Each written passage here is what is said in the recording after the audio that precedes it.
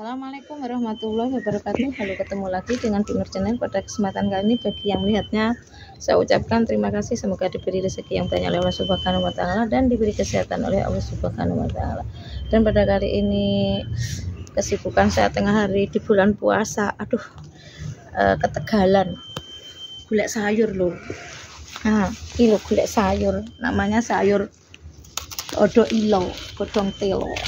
Ya, ini sayurnya nanti sore hari untuk berbuka puasa.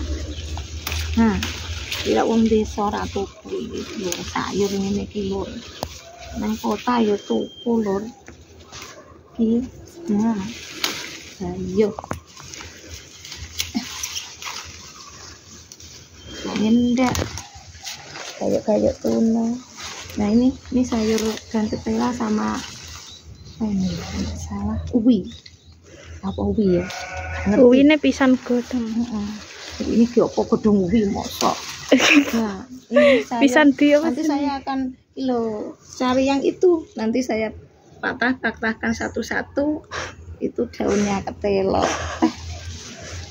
disambel nih teri dah nih. Mantap ini loh. Ini aneh daun kenikir. Ini daun kenikir iki. Golek pisan iki. Nang Tegalan. Kenikire sapa? Lah, kenikire dhewe. Oke. Iki lho iki batese lek didol kene. Gajan pisan. Tebu. Mang lali ora nggawa tebu. Gajan. Enggak mau nandur tebu sesuk. Lah ya lali ndak nggawa tebu. Nah, ini.